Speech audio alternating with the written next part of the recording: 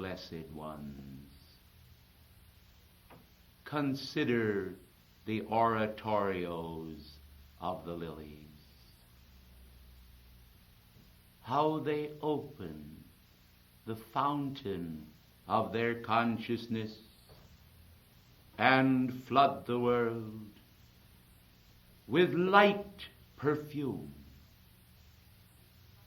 the fragrance of eternity captured within the transcendent bowl of their receptive consciousness. I am come this day to bring unto you a touch of our great light, the light of one Father,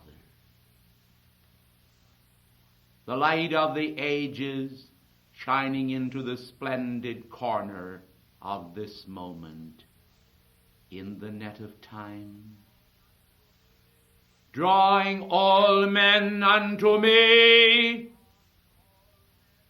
and saying once again, come unto me, all ye that labor and are heavy laden, and I will give you rest. For when you lay down your burdens upon the altar of God, when you bring your burdens there and speak from the depths of the pure reality of your desires to be one with the universe,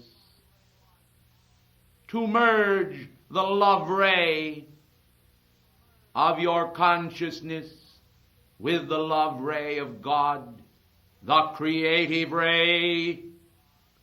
It is a release of the immortal power of freedom from fear, from oppression,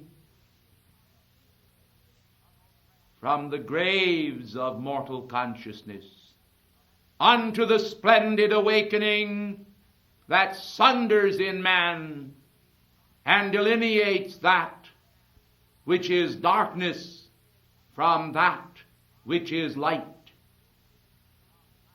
I have said, hear my voice and follow me in the regeneration. I come today to bring the knowledge inwardly of the abundant life to all, that the inward sense be resurrected is my call, my prayer, my invocation for all mankind. Men are still filled with dead men's bones. Men are still whited sepulchres, containing within the content of the mind those vicious manifestations of human darkness that brings man down into the valley of the shadow when all of heaven calls him to regeneration, to the drumbeat of life, immortality, and the thread of contact. The heart of God beckons still to man and will, until the end of the dispensation,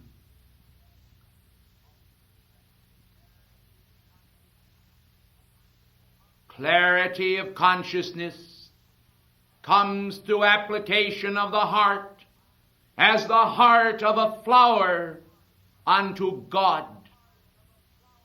For the flowers, beloved ones, they contain no jealousy. The flowers contain no desire to give hurt.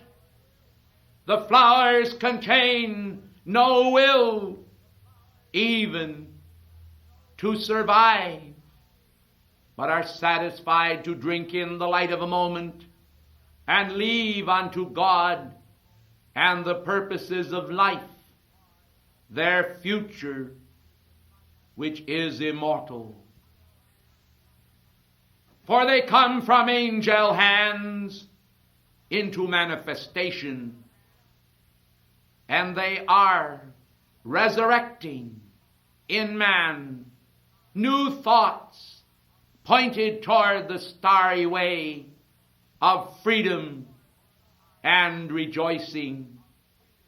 For the hearts of men that are allied with God are able today to reach up in the mystical silences of the heart of being, and communing with the All-Father, say unto him, O God, hear my call, and bring mankind, one and all, into that inward realm of peace and joy, where the Holy Spirit can function in its great domain of becoming a comforter to every part of life.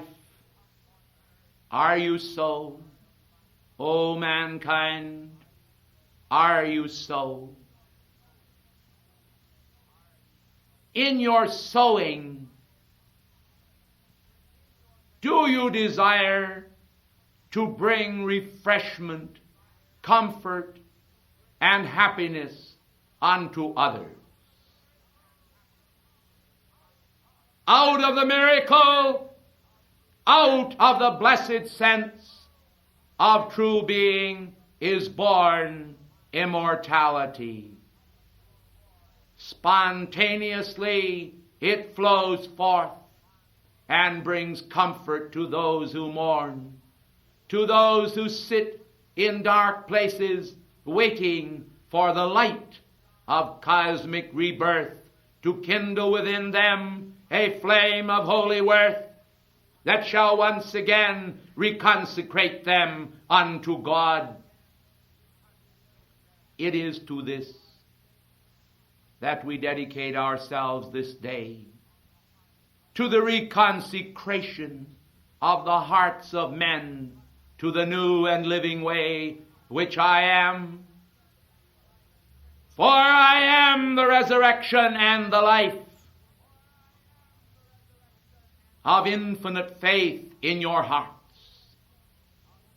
will you allow this day the infinite faith which I am to flood forth its light and tangibility into the fold of your being, and understand that one day this faith and this tangibility of being, this reality of cosmic joy, will be a fountain springing up within the heart at that moment when you desire to impart unto others care and consideration and love. Moments come and moments go. Some are joyous, this you know. But when the soul that seems so frail begins to open its eyes into the great radiance from the skies, that soul at last will know the peace I am. My peace I have brought with me this day, and my peace flows forth.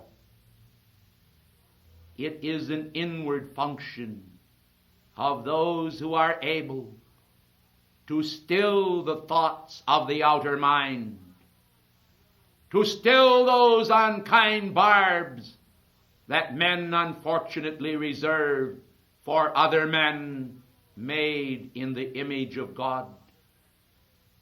but usually spare me from. At holy moments such as these, yet I say, as I break the bread of life with you this day, the memory of our Father still abides within. In the stillness of your being is the eternal consciousness raised. And through the process of raising, we will contact other realms and other spheres this day and bring the sacraments of the years to view. One day, these shall fade away and be no more. The years shall seem as toys. The years shall seem as periods of discord, the creation of noise and confusion. And in the realm of infinite harmony, where I am, my joy will remain. The joy of your own I am presence will be the refrain you sing. A new song, a song melodic, a song transcendent, a song of hope to the world, and a song of the miracle that is to be, when many hearts, now failing for fear, at last awake and are quickened once again by the tender mercy and grace of infinite healing love. I am the power resurrecting within man the healing of his being.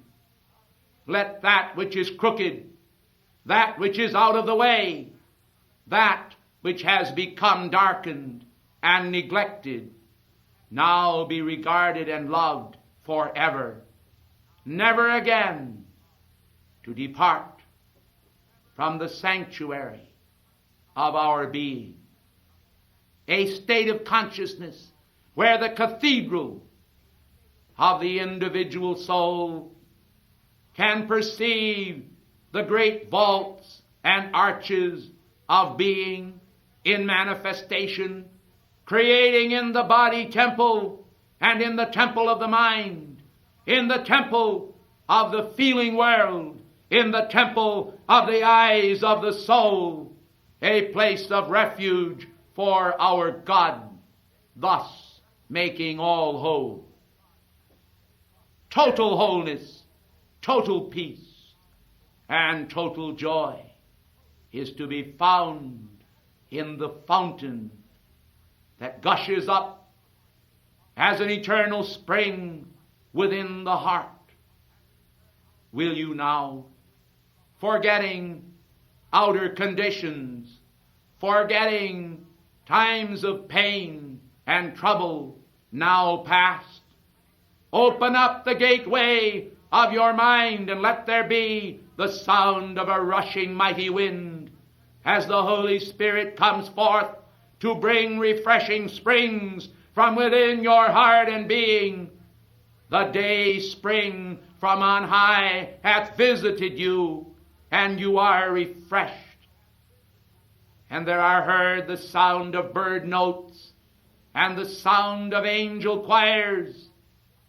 For in the temple of your life, the inspiration of the heavens is born. Here upon the earth, where mankind is incarcerated in a state of fear, comes from heavenly realms, from the mountains, from the hills, where your eyes, the eyes of your heart and soul are lifted up, the understanding that the oneness of God has brought you freedom at last from all fear and torment. I am the good shepherd. Those who are my sheep know my voice. For deep within yourself, from the spiritual realms, comes this voice of reality. At inner levels, you may hear the sound as of thunder, and the sound is of mighty waters, and the sound of the still small voice. For the prophecy, the voice of the weaver, and the loom shall be heard no more at all in thee. The voice of sighing and of gloom shall be heard no more at all in thee. And the light of a candle shall shine no more at all in thee, is a prophecy that need not be. For prophecy shall fail, and prophecy shall be fulfilled. Only that which is holy, only that which is benign, only that which is radiant ought to be. These are the thoughts of God. This is the radiance of eternity, speaking in time. This is the hope of the world. I am the hope of the world. The I am within you is the hope of the world. That which spake of old unto Moses in the burning bush, saying, I am, that which blazed and consumed not. This is the Spirit that within you shall make fat your bones, shall bring to you that understanding of your own hidden inner being, that radiance of cosmic joy, that flood of infinite perception, whereby the Christ consciousness comes at last into manifestation within your world. Then the effulgent garments which I wear will billow around you as around me in days of old. The garment which you wear for the marriage feast of the Lamb will bring peace unto the world. I am the resurrection and the life.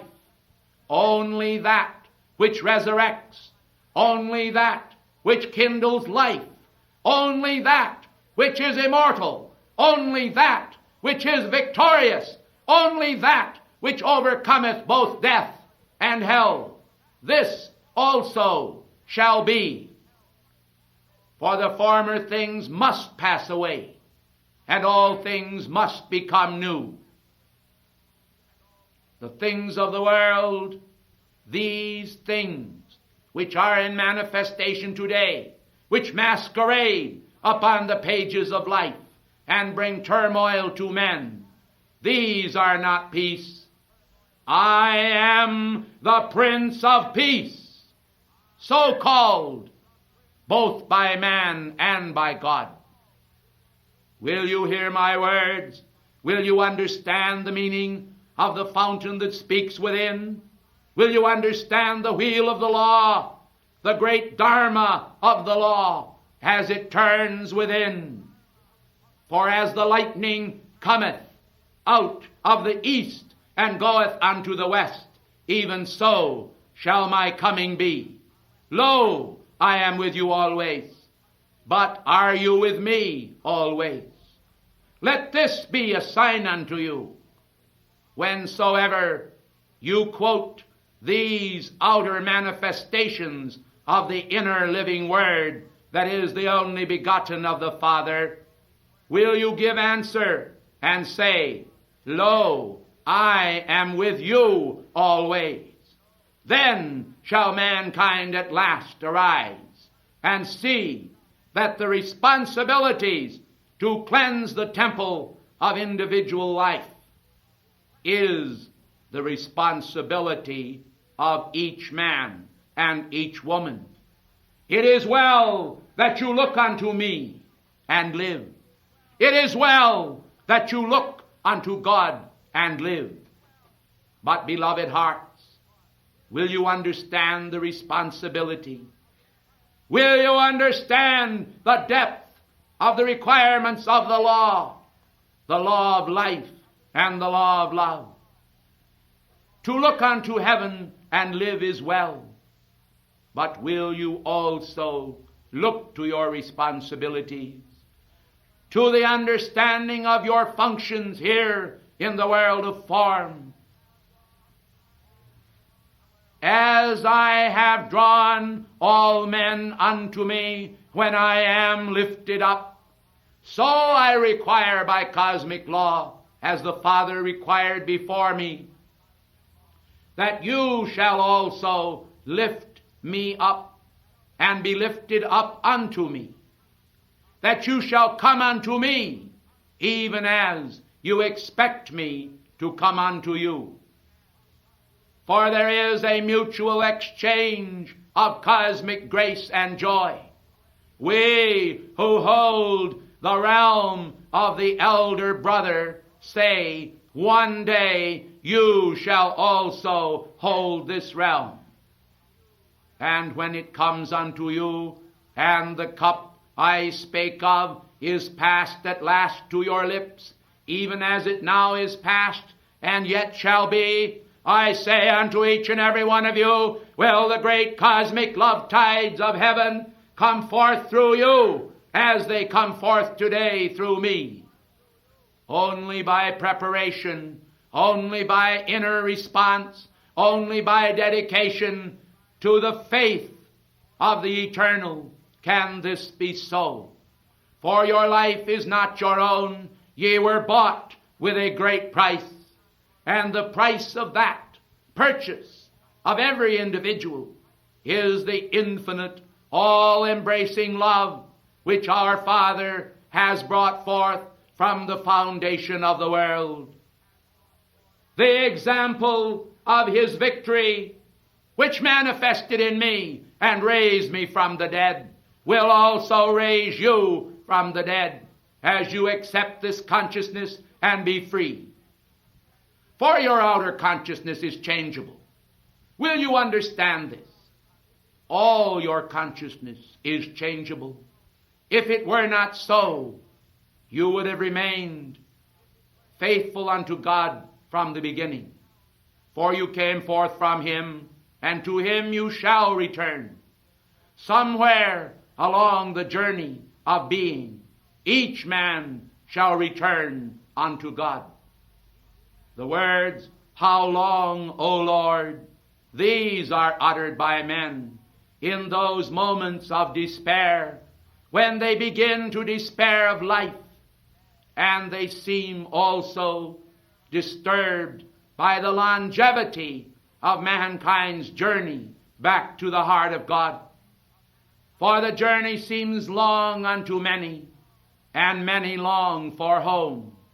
Many long for the return to the home of peace, of joy, of light which I am, to the Eden, to the paradise, to the radiance, to the victory, to the accomplishment of cosmic purpose fulfilled.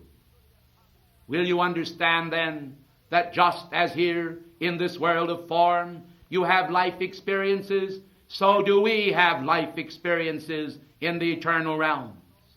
Why will you suspect that we have no experiences? Why will you think that the end of life, the outgoing of the final breath of a man, saying, it is finished, signifies the end of that one's being? I tell you, it is but the light of the dawn of beginning. It is the light of hope and the beginning of the fulfillment of a period of the greatest joy that eyes have not seen, that ears have not heard, that cannot be spoken, for these words are unspeakable.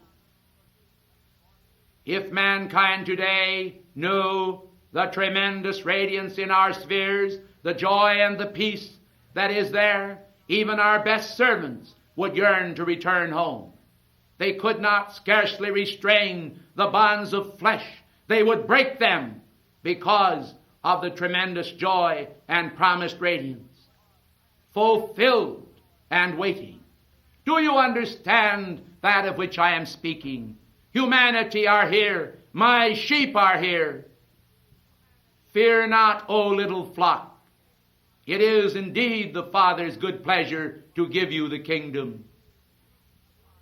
but not without the responsibility of service and the responsibility of acceptance and the responsibility of the joyful entering in to our kingdom, even as has been done by those who have passed before. Each of you, in times past, prophets were stoned, divine men were sawn asunder,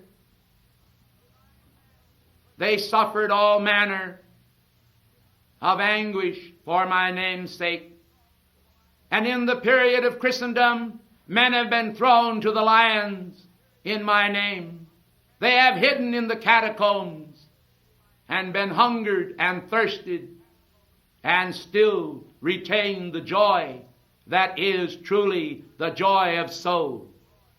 Today we find many who with their mouths speak words of adoration, but are far from me in heart.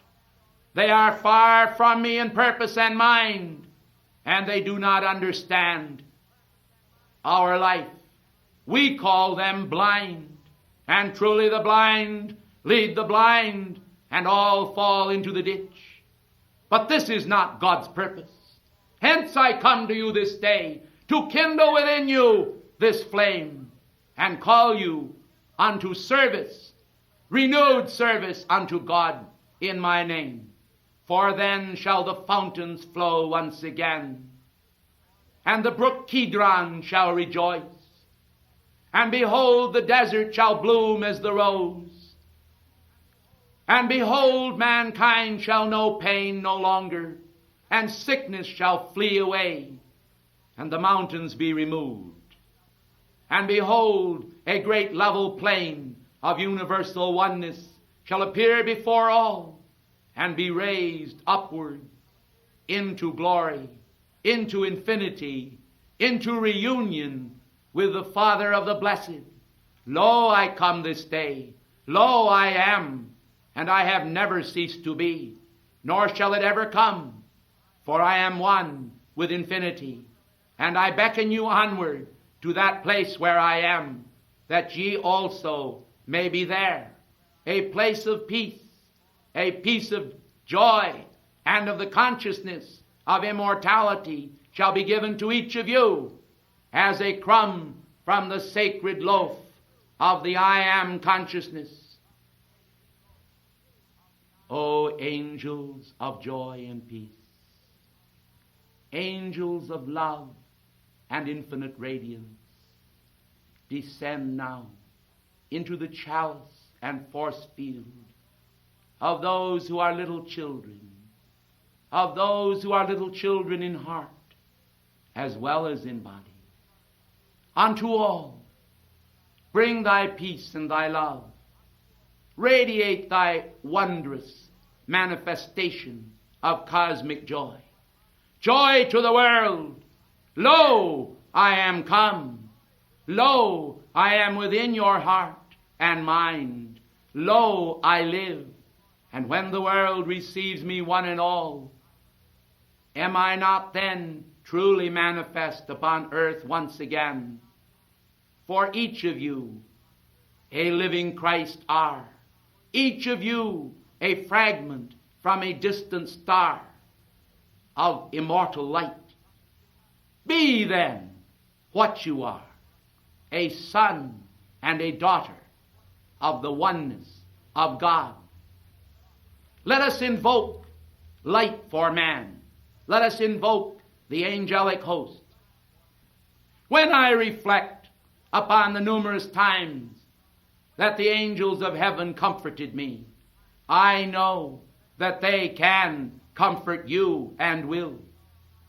They shall not only comfort you, but they shall indeed observe the ritual of service to you this day and always.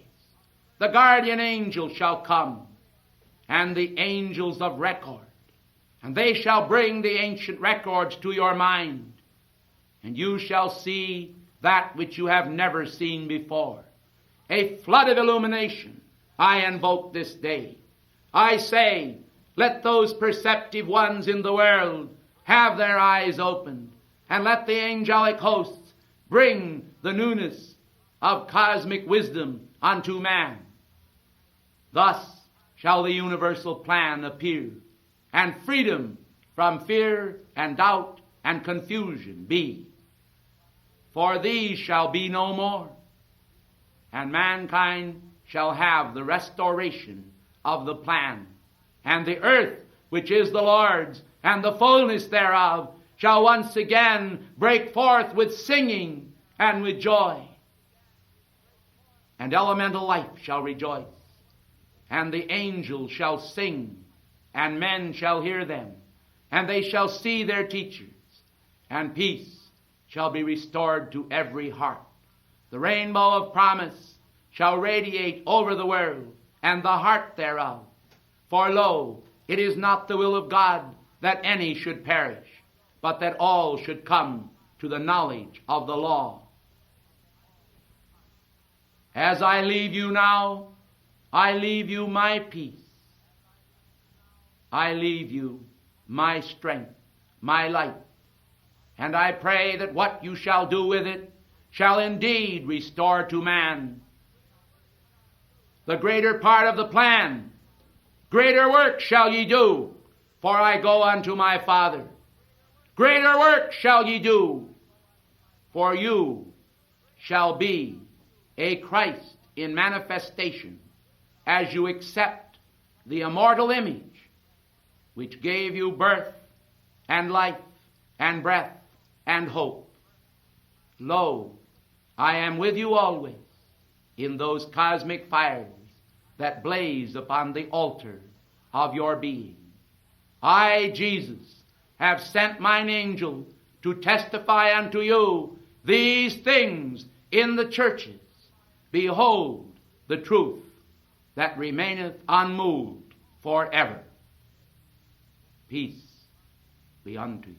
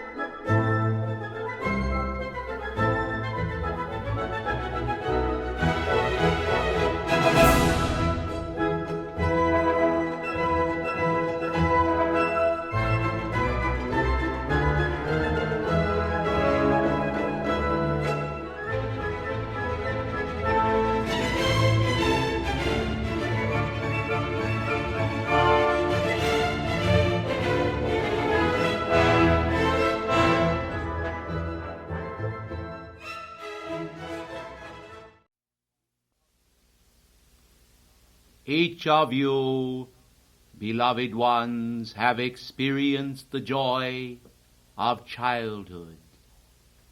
You have experienced the joy of being crowned with the omnipresence of God in nature.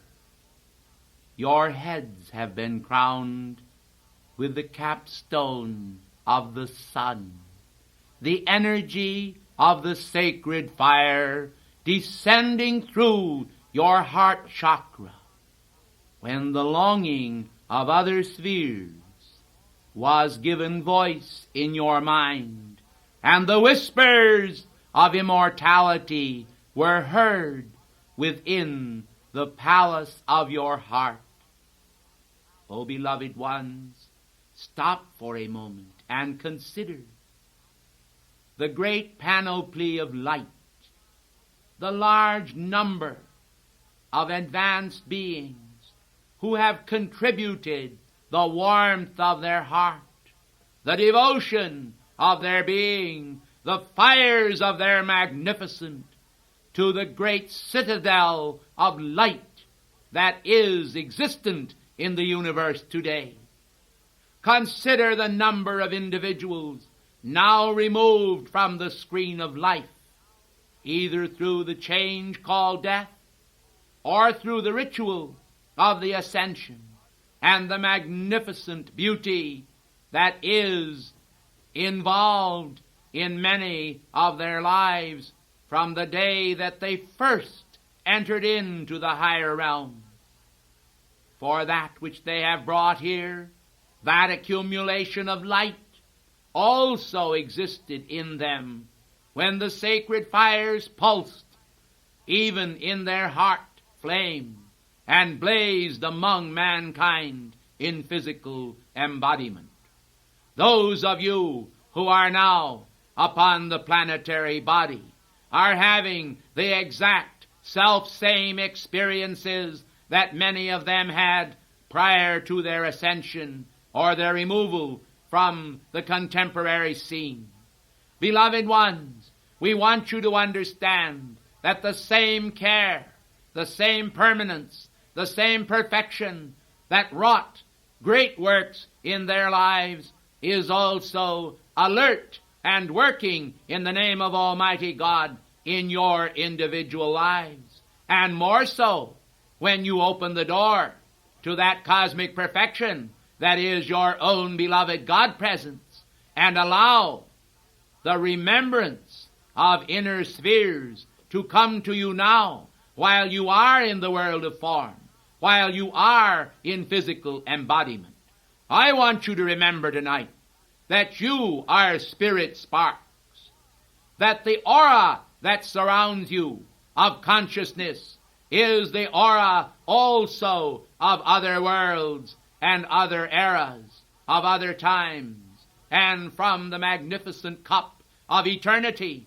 I want you to understand that the glories that God has showered upon you in this life also is the remnant of His own glory given to you, which so many have appropriated and utilized as the talents of life to enhance those blessed talents and gather more, whereas others have buried them literally in the napkin of neglect and have judged the universe unworthy to receive the warmth of their love which heaven well intended from the beginning.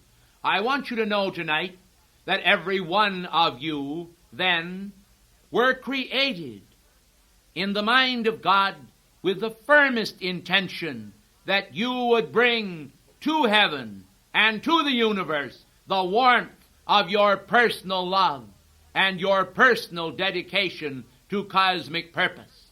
When then you fail to do so, the universe itself is in effect a pauper where you are concerned. For by your withholding of the momentum of God love, which you have also received from the heart of God from the beginning, you are holding back the progress of the entire universe and stopping the great wheels of life in a relative sense. As above, so below. For the cosmic fires that blaze do so with the energy which God utilizes to raise all of life. And inasmuch as you are a part of life, beloved ones, it is anticipated that you will see how that specific part which you are belongs to no other. For each individualization of the Godhead, each of you are just that, is for the purpose of fulfilling a facet of immortal destiny, a piece of cosmic consciousness in action. Just because you are embodied in a physical form, just because you wear the effects of the cycles of limitations which you have karmically imposed upon yourselves, is no reason whatsoever to continue the process of degeneration. The Master has said, "Follow me in the regeneration." And I want you to understand that this is a great kindling of the fires of immortal love once again upon the heart's altar of each of you. I am called the great divine director, and my purpose in manifesting is to fulfill the power of universal freedom, to raise the banner of freedom over the heart of the world. that the flame in the chalice of life and the banner of devotion may brightly beam and wave as heaven intends. We want you to understand that purpose is born in us, even as it is in you. We want you to understand that purpose is born in you, even as it was in us. For all things were intended by God to fulfill their purposes most magnificently. And when they do, I want you to understand that great things happen in the world of form as well as in the spiritual realm beyond.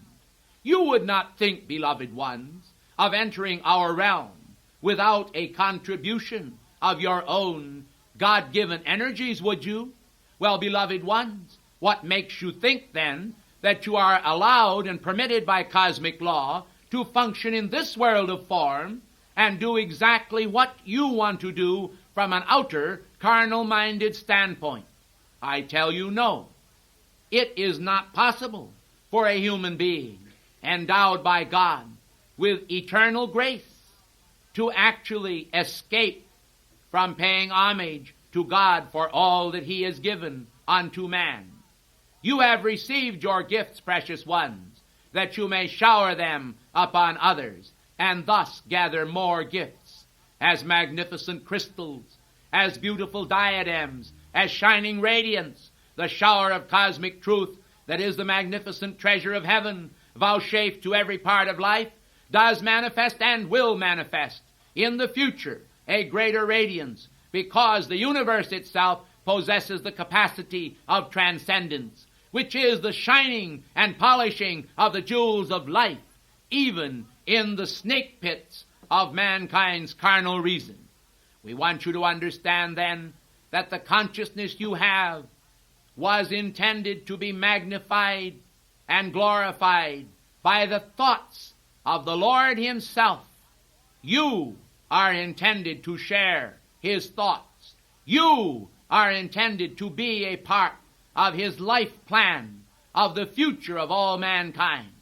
No one upon this planetary body in physical embodiment, and no one who has ever ascended in reality, can prevent the great manifestation of the diadem of you from manifesting if you want it to do so. For heaven itself has intended it. And who else then dares to interfere with the concepts of the universal light itself? Will you accept this? Will you understand it? Will you take this measure of cosmic wisdom, which I am giving to you this night, and will you calculate how it affects you in your role, blessed ones, of manifesting upon the planetary body? Well, you see, a very interesting thing is involved in all of this. If you are able to accept what I am telling you now, and all mankind is able to accept it, it would simply change the entire thought patterns of the world and produce the perfection God originally intended.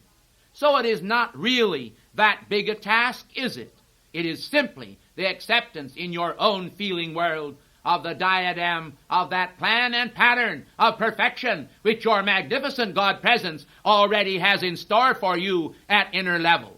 And I want every one of you to release yourself from those patterns of thought and feeling which themselves have held you bound for so long and have caused you to hang your blessed heads, when in reality we would like to say to you, as some of the great masters of the elementals have said to the elementals, to the other manifestations that are life itself, raise your little heads and swing them up to the light of the sun, and behold the hopes of heaven for every one. When we say, look unto the mountains and live, it is just that. When we say, behold the light of 10,000 suns, it is just that. When we say, behold the light cometh, and the love of God is poured out upon the earth, it is just that.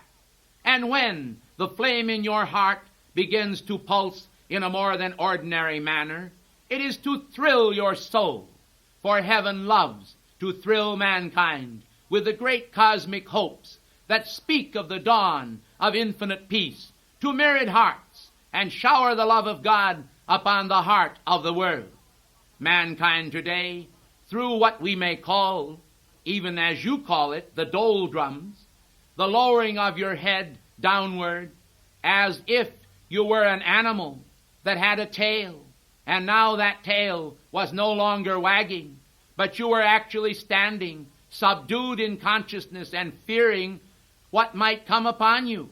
Beloved ones, we want you to understand that what might come upon you, what will come upon you, is the perfection of your God presence, if you will only let it. Don't you see that it is man's own thought of limitation, man's own failure to apprehend what all of heaven has always told him, that has prevented mankind from manifesting the great cosmic glory and perfection of life, not only here upon earth, but also in the realm that is to come. Will you then firmly dedicate yourselves in heart, mind, and consciousness to the great tides of freedom, to the freedom from fear and doubt that ought to be the lot of every man? Oh, you say, some doubt simply because they do not have faith. Well, it is not quite that simple. You see, why do they not have faith? They do not have faith because they have persisted so long in the wrong thought about themselves and about others.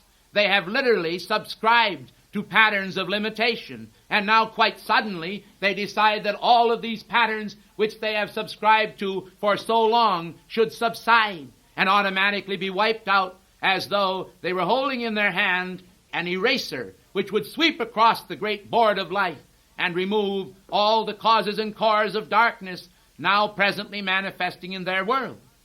Beloved ones, we are doing it just as fast as we can. The question is, are you?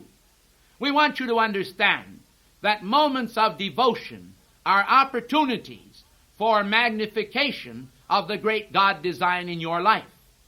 When you allow great surges of cosmic devotion to flood forth from your heart and to give unto God that glory which He has also given to you in the beginning, which most of you have forgotten, then I want you to know that in those surges there is being brought forth the magnification of cosmic energy in every cell of your body.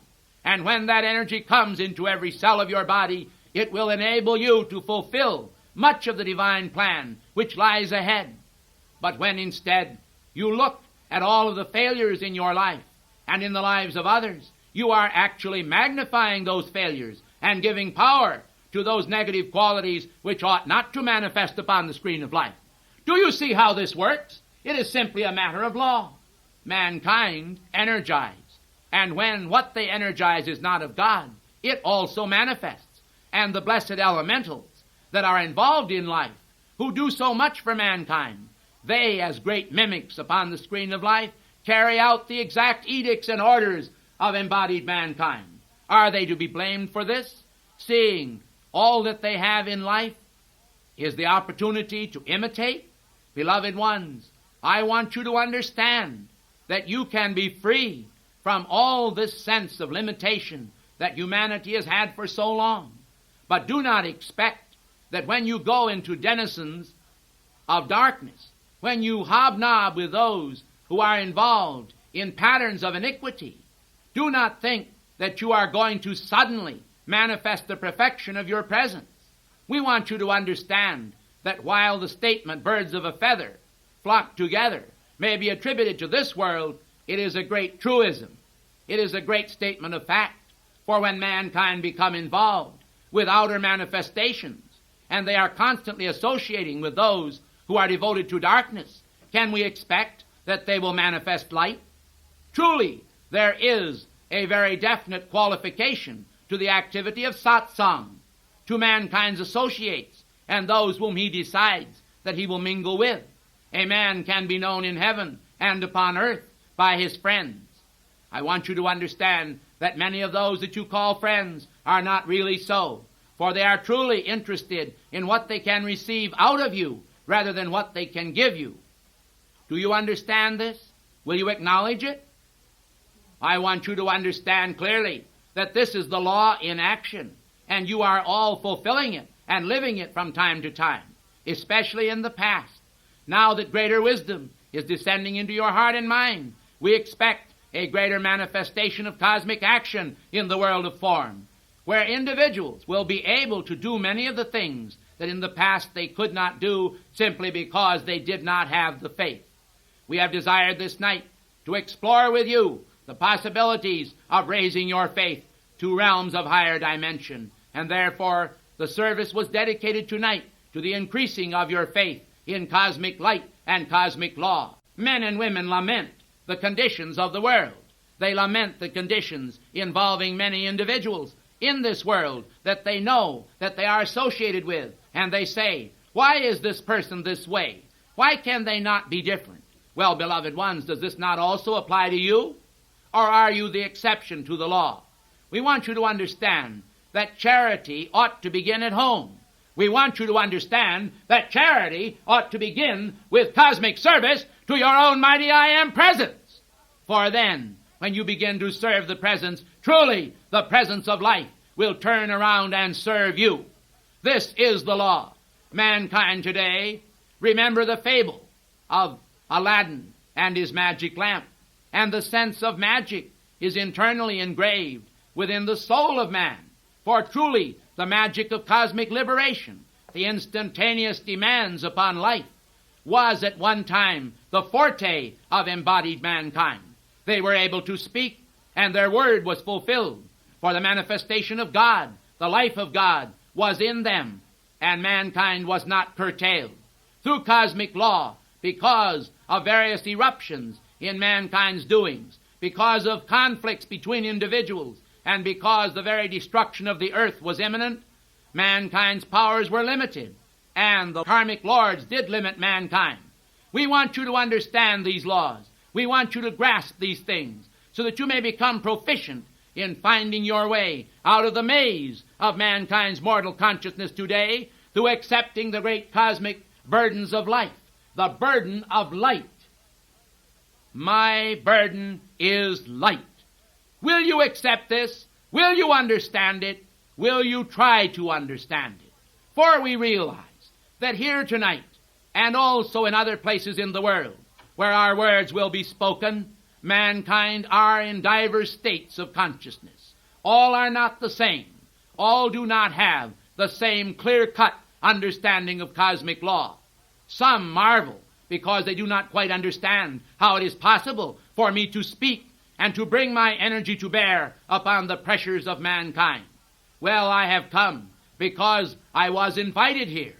I have come because the way was prepared. And there are devotees here who have functioned by cosmic law and brought about the necessary invitation to our octave of light so that I could speak. And this invitation was issued to me many months ago. We want you to understand then that heaven is most concerned and obedient to the needs and requirements of mankind. It may not always be so, for heaven will not always strive with mankind, because mankind dwells too much in the tabernacle of the flesh, and not enough in the potency of the Spirit. Within him is the great power of universal magic, the magic of your own I Am presence, the magic of life, the transmutative essence from the heart of God, the powers and keys that command mystically and powerfully even the atoms of life so that they will obey you.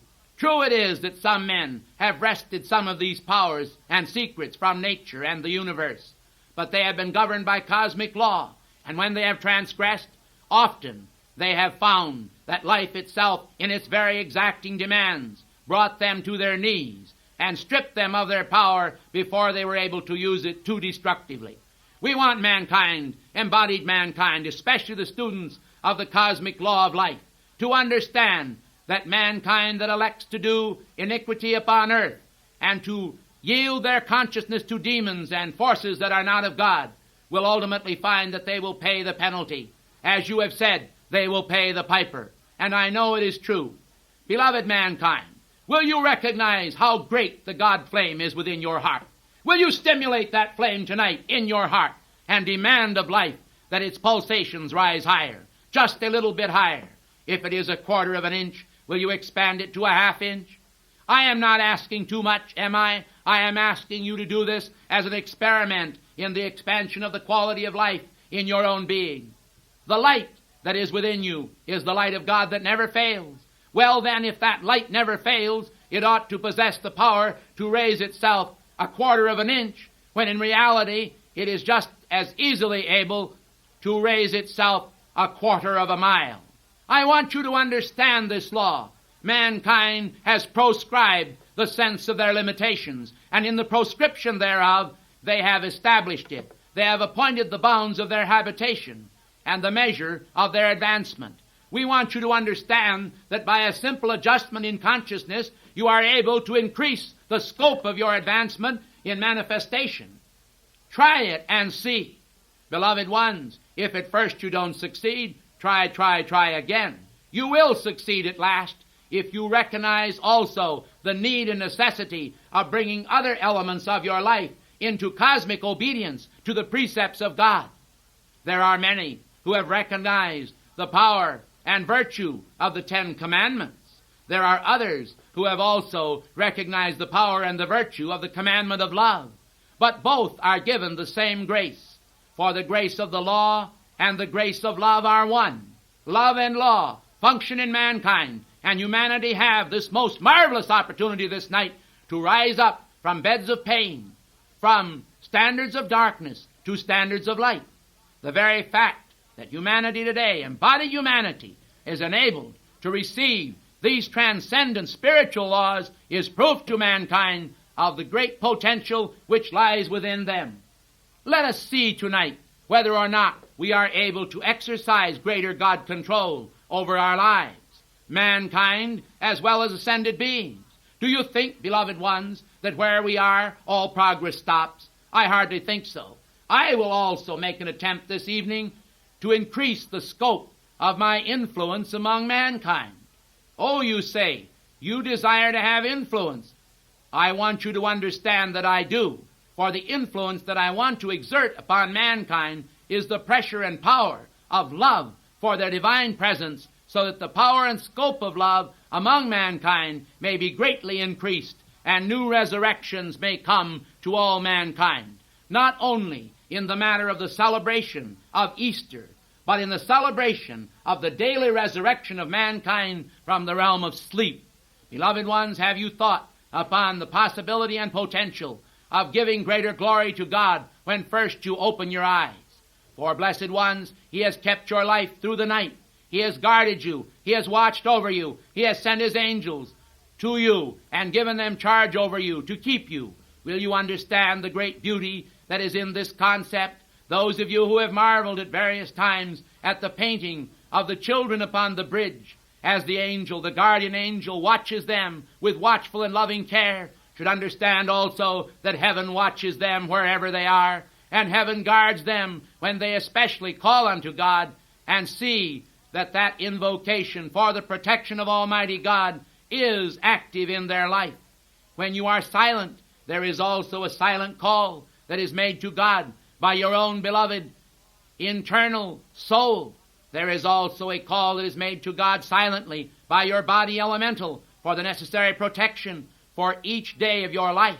But won't you consciously join in the prayers of that vital soul force within you, the prayers of your own body elemental, that you may manifest at last the fullness of the fruit of life in action? Each year should see progress. Each day should see progress. Somewhere in the matter of living, you ought to chisel out of life the magnificent statue of cosmic protection and radiation that is the image of God in each of you. You are sculptors of your life. To you is given the virtue of the manifestation of righteousness, not self-righteousness, but divine righteousness. This is the righteousness qualified by the living God. Self-righteousness is that which mankind have qualified in themselves, which exerts the pressure and pull of human jealousy upon other parts of life and creates conflict throughout the universe. We want you to understand that the righteousness of God is that which speaks within you when you are blessed with the voice of conscience, directing you into the paths of righteousness for His name's sake. I am the great divine director. I have brought to you tonight the fullness of my joy, the cup of cosmic direction, the cup of cosmic perfection, and the jewels which I carry with me are lustrous and glowing. They are vibrant and living. They are kindly and kindling. O beloved ones, will you let them do their perfect work? Will you let the will of God manifest within you? Will you let the will of God manifest in your heart? Will you let the will of God manifest in your mind? It is up to you. Heaven will not in any way attempt to force itself upon you, although I do not mind admitting that I would myself, if it were possible by cosmic law, do so, as I am sure many other of the students of light would themselves. But mankind have free will, and I must remind you that that free will was given to them of God. It has indeed hindered mankind a great deal. But at the same time, blessed ones, when human beings have emerged from the conflict of human wills versus divine wills, I know that the divine will that has triumphed in man, because man wanted the divine will to triumph, is indeed a crown that is the crown of a climax of cosmic manifestation, and I say a climax in the maximum. I thank you.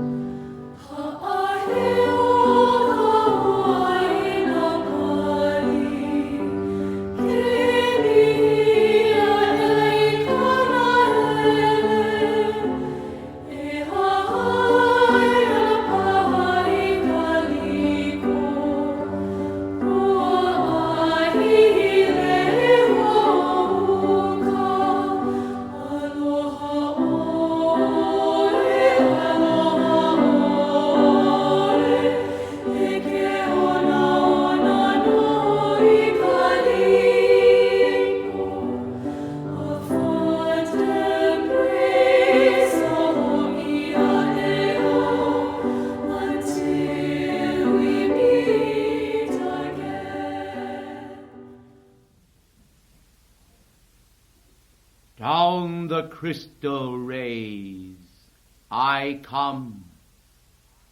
I am Surya. I come to manifest light within your heart. From far off turning worlds I come. The evolutions of the universe, of all cosmos, are one. You have pondered the problems of your own contemporary self. You have observed the muddled consciousness in manifestation in diverse individuals. You have seen the psychic charade that has appeared in the world with its manifestations of darkness. But I say unto you, the brilliant light of cosmic purpose illumines the pages of that which is to come. Mankind, you are destined to illumination. You are destined to manifestation of those glories you have not yet dreamed of. For when we speak from higher realms, down the starry radiance into your realm, it is to bring you awareness of the infinite tenderness of life that has tempered the wind to the shorn lamb and has so beautifully adjusted your consciousness that it can today, O mankind, raise you into that devotional offering reminiscent of a floral one. You raise your consciousness toward God as flowers do. You drink in the light of the suns. You drink in the energy of those of us who have formed a conglomerate whole and have not excluded you. Even the tiniest grain of sand is adored and loved by us. And if we center our love in a micrometer of cosmic consciousness, will we not give thee, O mankind, thou who art so much larger, a greater measure of our hopes and our potential, and even the crown of fulfillment? The hopes of the world ride with the Christ consciousness. They are involved in the sweetness of this noble effort, made 2,000 years ago and never ceasing since, and yet extending backward in time to the royal priesthood of Melchizedek, he who was born without father and without mother, without actual beginning of days or ending thereof, but made like unto the Son of God. For light has always been, and from light and the power of light within the heart of the Word, all creation through the great cyclic rounds has and does manifest.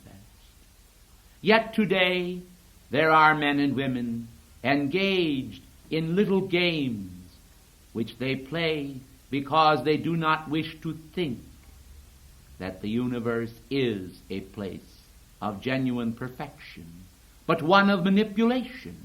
They have learned in the marts of life, of the darkened states of consciousness, that like a puppet dance as the strings of life are pulled.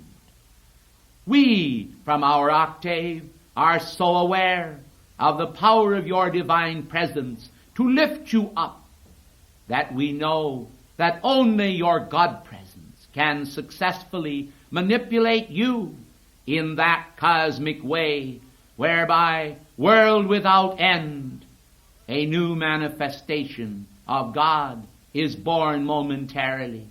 Each day, individuals are called to a higher awakening. Each day they rise. Somewhere upon the planetary body, cosmic responses are being born right now, while others lag and linger. There are those to whom the fruit of reason has given them to understand the glory that we knew with the Father eternal before the world was. The movement, the diastole, the systole of a heartbeat signify the nearness of God to each one. The drums of life are beating, and like the surf of the sea, they carry the roll and the thunder, the peal and the rejoicing of infinity echoing into the bounds of infinity. For where else can it be? Shall time alone retain all that is? The whole net of time, from the foundation of the world to the present moment, beloved hearts, is not able to either conceal or to reveal all that has been, all that will be. For you are children of the Son, in the sense that you were created as brilliant sparks of universal reason, now so paked by the sundries and destructivities of the age. We invoke in you release, that you may find that release through your acceptance of the great intent of your own beloved God presence to raise you up and to make those cosmic determinations for each and every one of you that shall separate you from the darkness which has created so much unhappiness for you and for all mankind. It has never been, it is not, it never shall be the plan of God to create those darkening conditions and responses of consciousness which cause mankind to shudder in soul because of the return of the karmic patterns to those who have created them. Karma, beloved ones, was created only as a cosmic law of mercy unto life. For if mankind create darkness, they must of necessity reap it. If it were not so, the whole cosmos would be polluted by the darkness of those who do pollute the universe, with the negative vibrations of their minds and hearts, their suspicions and their distrust of infinity. The way to God has been made plain in ages gone by, but the greatest plainness comes to him who understands the return of karma, who sees in the action and the interaction of the tides of life generated between one embodiment and another a returning current.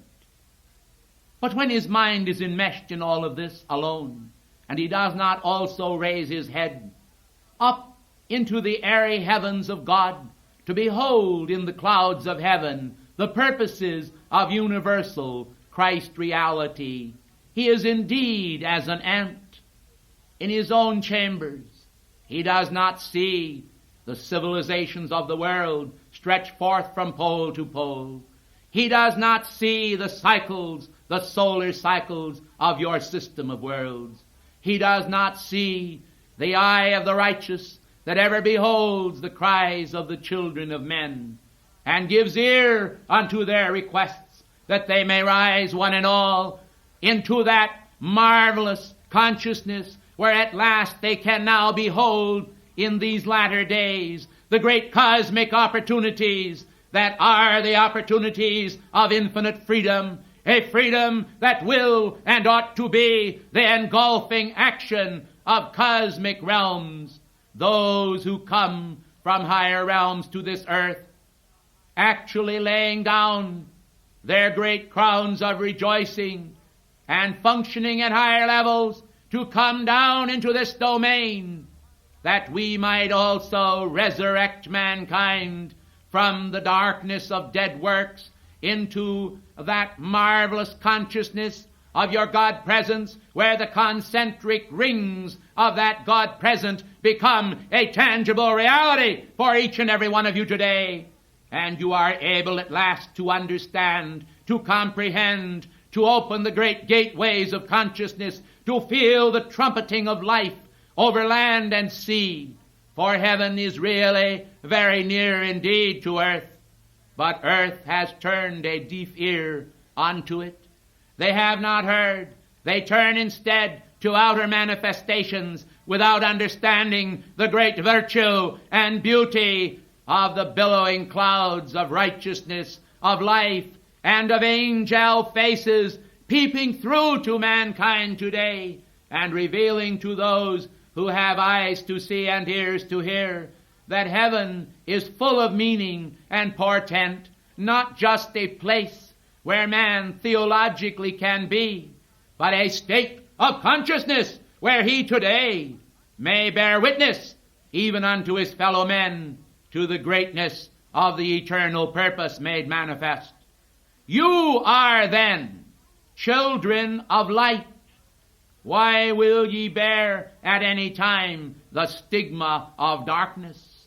Is it not because the vibratory action of the earth's spheres have become so dense by reason of mankind's imitation of one another?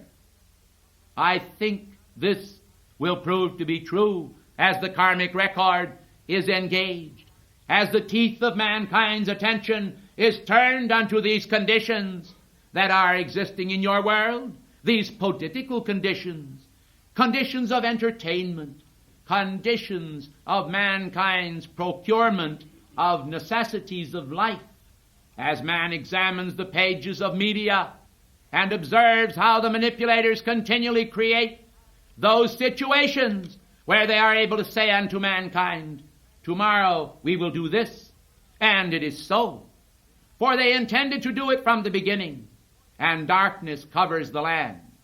Mankind should understand that clear thinking and universal reason would promote a greater understanding of the purposes of life and mankind's employment of his opportunities in contacting the light of God that never fails. For the light of God that never fails is resident within all, but in some is covered over with such an overlay of mortal consciousness as scarcely to be seen even by the individual himself, who cannot understand why he feels so cut off from happiness and seeks to find it in outer spheres of action rather than within the temple of his own being. I tell you then today, in the name of the living God, that your bodies are temples of the living God. I tell you today, in the name of the living God, that your lives are also temples. And you have that great opportunity towering before you to understand the mysteries of the Spirit which are available to mankind today. They may be hidden, but they are hidden from the profane. They may be taught in secret, but they are taught to those whose hearts are on fire with the burning zeal and devotion to know and to understand, to grasp and to comprehend that your teachers are not removed anymore into a corner, that they stand before you from time to time at spiritual levels and speak as I am speaking unto you today, saying, arise from the dead and receive and perceive the righteousness that lies within you, the white stone of cosmic manifestation, the new name which no man knoweth, saving him who receiveth it. In reality, those of us who function at what we call the divine level, the God level, are many. We are many, and we are one. And our oneness is also colossal, for it gives us the greatest peace of heart and being to know that heaven has broken the cosmic loaf and placed the seeds of light abroad in the universe, scattering the seeds of light everywhere, providing a conflagration of the future, when the kindling shall come, and at last the flame shall blend in all, that God may be all in all. Gloria in excelsis Deus. So be it. Let it come. We await the manifestation of our oneness. Yet our diversity is also a manifestation of our oneness. Let all understand this, and be not in darkness. For whereas mankind may be many, each one seeming to perceive in himself a unique manifestation, in reality all are one, in the spirit, in the sense of the highest goals, which are clearly before you if you will open your eyes. Mankind see and say, we see not. They hear and say, we hear not. For there is a consciousness permeating mankind which is not of the light, and that is the darkness. The light requires no darkness in order to show itself clearly in contrast, for the light exists, and one day there will be made the fullness of that statement in manifestation. There shall be no night there. For the glory of God shall shine in that city foursquare, the city of consciousness, where the universal souls of all men shall gravitate to, shall arise to, shall find their way. Seek, and ye shall find. Knock, and it shall be opened unto you. But we say unto you today that there are doorways, and there are shuttings of doorways. There are cycles, and there are ending of cycles. There are manifestations, and there are ending of manifestations. When we came to you today, it was to flood you with light, and we have done so.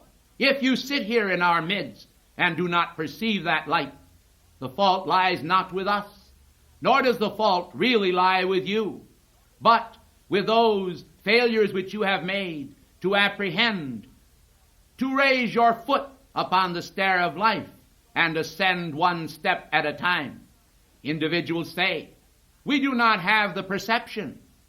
Let me tell you, beloved ones, the power to perceive is one step at a time, and is denied to none.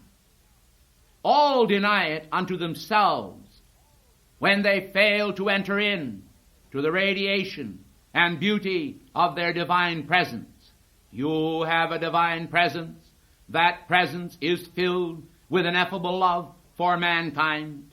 When you meet your friend in the marketplace, is it a matter of extending greetings as angels do at higher levels? Do you say as you meet your friend,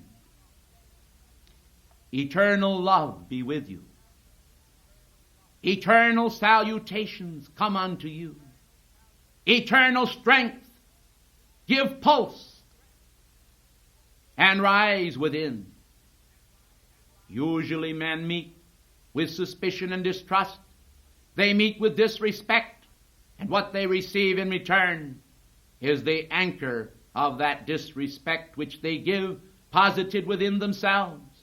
When men meet with an infinite cosmic greeting of light, as the angels do, when they meet free of all consciousness of sex manifestation, when the divine universal manifestation is perceived, then they are as the angels in heaven, and that greeting of infinite love which they bring is like unto it. It has been said of old, "Behold, the Lord liveth. I say today that he liveth in thee." I see you today as sons of flame. I see you today as clothed upon with his holy name. I see the seal fixed in your forehead as fixed in your mind. I see your consciousness determined and not blind. I am Surya, and I come today that I may enliven you, that I may quicken in you that indomitable God energy which will bring forth in the world of form a new activity of light, that that activity become the fullness of the faith is our prayer. You are aware, and you know, and you behold in the world the various activities which denote the end of a cycle. You are seeing souls now born upon this planetary body that have not set foot here, nay, not in 2,000 years. Now they come, and earth is host to them.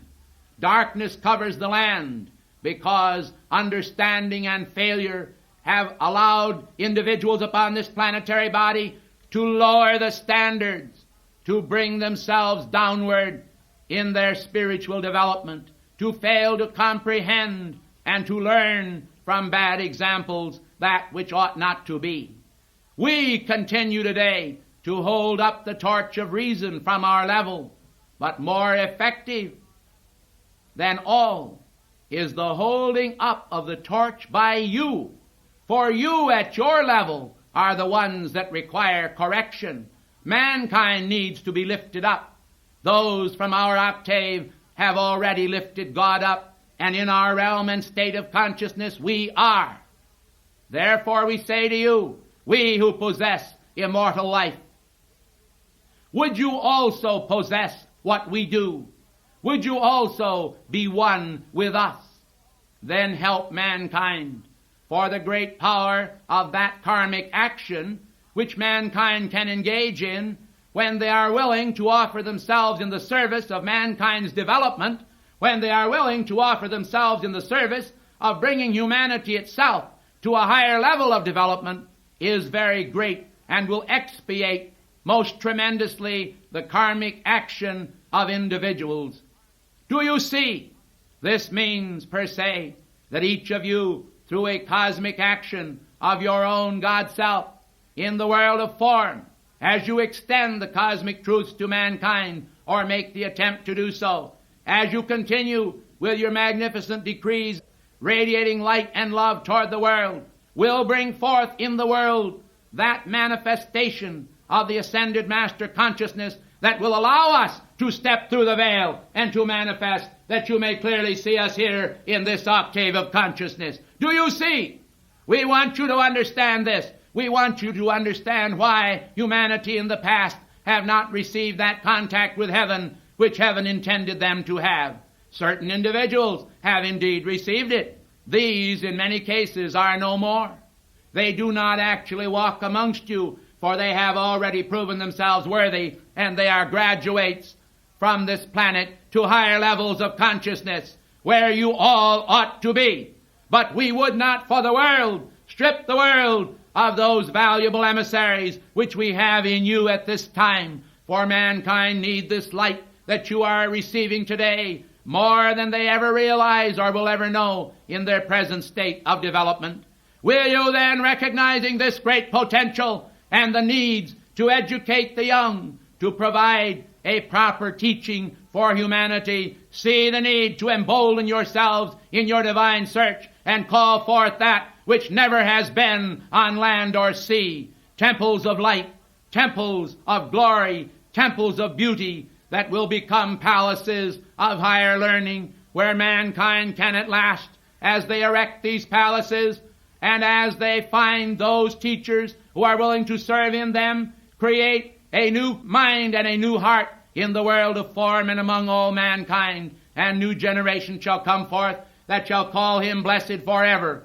And the teachings of God that shall start from the earliest age shall echo forth in lives coming to maturity, until mankind at last shall see that the kingdom of God is with men, and we do step forth from behind the veil into cosmic manifestation right where you are.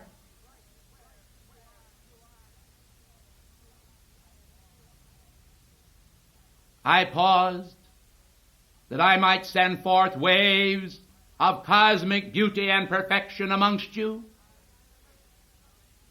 and I raised them up to greater height, towering waves of light, sweeping from our retreat on the Isle of Suva, inundating continents and people with the tides of love, almost an aggressive love, but falling short of interference with mankind's free will. We accept the impetus of your free will, and using the free will of those of you who consent to our activity, we sweep across the world, removing all human barriers for those moments of time the cosmic law will permit us, and flooding the world with light as it never before has seen light. For this is divine direction flowing. This is divine direction glowing. Upon your cheeks, the ruddy radiance of heaven glowing bright, those cosmic fire beacons shining through the night, awake the souls of men to peace, to reckoning with love, and understanding all God is, descending from above. The radiance pure invokes the plan, the brotherhood in man, for God is all in all. I am perfection's plan.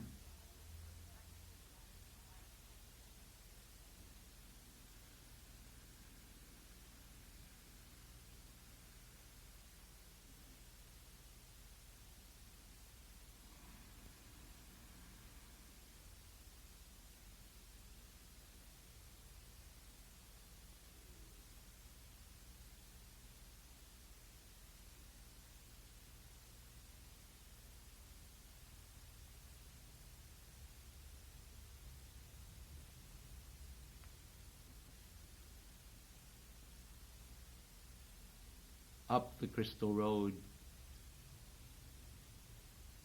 from untrammeled spiritual heights, I return back to the great God Star, showering blessings upon humanity, releasing fires of infinite calculation, trusting the future with the patience of the living God. I am Surya.